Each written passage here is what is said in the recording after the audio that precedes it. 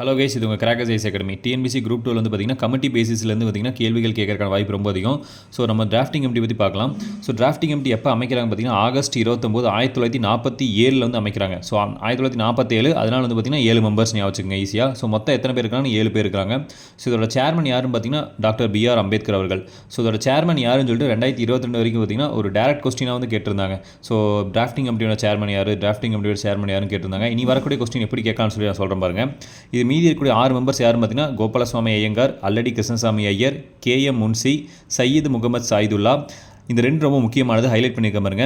மாதவராவ் வந்து பார்த்தீங்கன்னா BL மிட்டரை வந்து பார்த்தீங்கன்னா ரீப்ளேஸ் பண்ணியிருப்பா அப்படி சரிங்களா. எதனால்னு பார்த்தீங்கன்னா BL மிட்டருக்கு உடல்நிலை சரியில்லாத காரணத்தினால் வந்தது யாருன்னு பார்த்தீங்கன்னா மாதவராவ். அடுத்து TT கிருஷ்ணமாச்சாரி வந்து பார்த்தீங்கன்னா DP காகிதன் வந்து பார்த்தீங்கன்னா 1948 இறந்திருப்பா அப்படி. ஸோ அவரை ரீப்ளேஸ் பண்ணதை யாருன்னு பார்த்தீங்கன்னா கிருஷ்ணமாச்சாரி அவர்கள். ஸோ கேள்விகள் எப்படி வரலாம்னு பார்த்தீங்கன்னா இந்த ரெண்டையும் மாற்றி கொடுத்துட்டு யார் வந்து பார்த்தீங்கன்னா உடல்நிலை சரியில்லாமல் வந்து பார்த்தீங்கன்னா ரீப்ளேஸ் ஆயிருக்காங்க, யார் வந்து பார்த்தீங்கன்னா இறந்தனால இவர் ரீப்ளேஸ் ஆயிருக்கான்னு சொல்லி கேட்கறதுக்கான வாய்ப்பு அதிகம். அதனால் நல்லா நோட் பண்ணி எழுதி வச்சுக்கோங்க.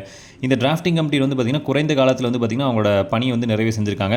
6 மாதத்துக்குள்ளே வந்து பார்த்திங்கன்னா அவங்க பணியை வந்து நிறைவு செஞ்சுருக்காங்க. 141 நாள்லேயே வந்து பார்த்திங்கன்னா டிராஃப்டிங் கமிட்டி அவங்களோட பணியை வந்து பார்த்திங்கன்னா நிறைவு செஞ்சுருக்கான்னு சொல்லி குறிப்பிட்டிருக்கு. ஸோ இதே மாதிரி யூஸ்ஃபுல்லாக வீடியோ பார்க்கணும், சில மறக்காமல் சப்ஸ்கிரைப் பண்ணிடுங்க.